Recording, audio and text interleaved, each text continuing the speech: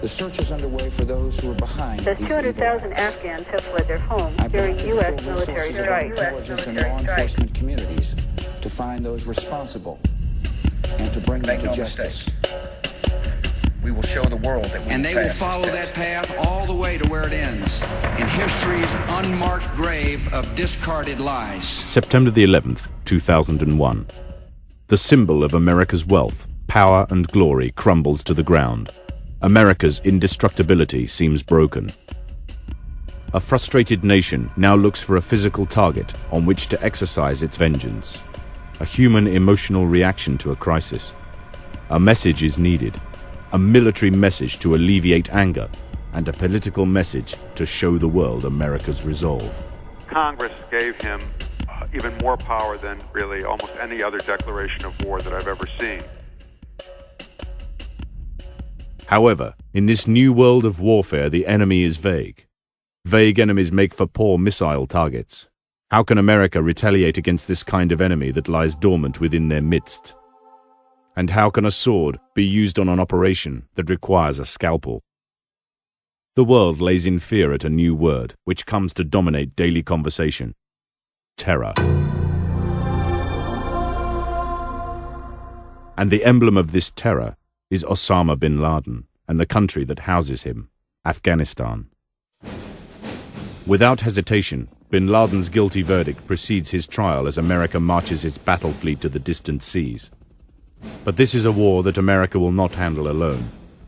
If blood is to be spilt in Afghanistan, it will be blood not only on America's hands. Wars always know sequels, and history is our greatest teacher. How do they start and how they end is no mystery, but always truth and the innocent are its biggest casualties. The world has always been made of a minority of poisonous personalities who are not exclusive to land, race, or religion. But every decade needs its heroes and villains, a black and white concept which justifies convenient wars. The unblurring line was drawn by President Bush, and under his vague rhetoric, he rallies a hypnotized world to strike collectively and indiscriminately at a naked evil.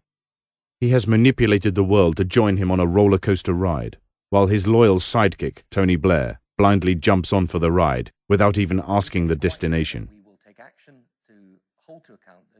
In America's arrogance, it would not even lend a second to examine a much-criticized foreign policy. Policies clearly at the root of the hostilities that besieged the city of New York. Power words and rhetoric dot the screen in an action drama more befitting the movie cinema. Politicians jockey for their spotlight, seeking new catchphrases, which the media pump to the masses. The enemy is over there, and when they are defeated, there will be peace on earth. Sincerity has been traded for flaunting of meaningless gestures, which will have no effect on the game except to rearrange the pieces and inflame the problem they claim they have come to extinguish. The war on terror is a war that has few clear enemies and less clear aims. First objective of a long campaign, and the first objective is to bring people to justice who we feel like committed this particular set of atrocities. The Western political and media machines have placed halos over their leaders' heads and horns on the heads of their enemies. In the Western aim to combat this evil, they themselves have politically terrorized weaker nations to bow to their wishes. The free world is not giving them much freedom in its attempts to form a global coalition against terrorism. From promises to bribes to downright bullying, this coalition will be formed by any means necessary. Those who dare oppose or question stand to receive Afghanistan's fate.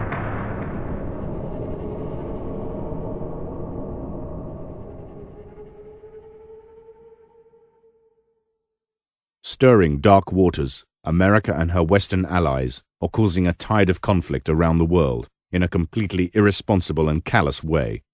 The side effects of this war on terrorism are bringing countries such as Pakistan and Indonesia closer to civil war, as people tally between loyalty to their brothers and self-preservation. Pakistan's President Musharraf has traded his Muslim brothers for Western promises. The hand he is extending to the West will soon turn into a leg. He has failed to realize that when it comes to promises, America has a history of treachery. From the promises General Custer made the Native American Indians, to the promises made to the South Vietnamese, and more recently the promises made by former President Bush to the Iraqi people in return for their opposition to Saddam. After America gets what they want, all promises to the non-Western world will be off. America is powerful and has always stirred political opinion in a direction which is favorable to American dominance. The West has set a very broad net to catch one small fish. America has a blank check and wants all the nations of the world to sign it. With this blank check, America can act in any direction she deems suitable and necessary.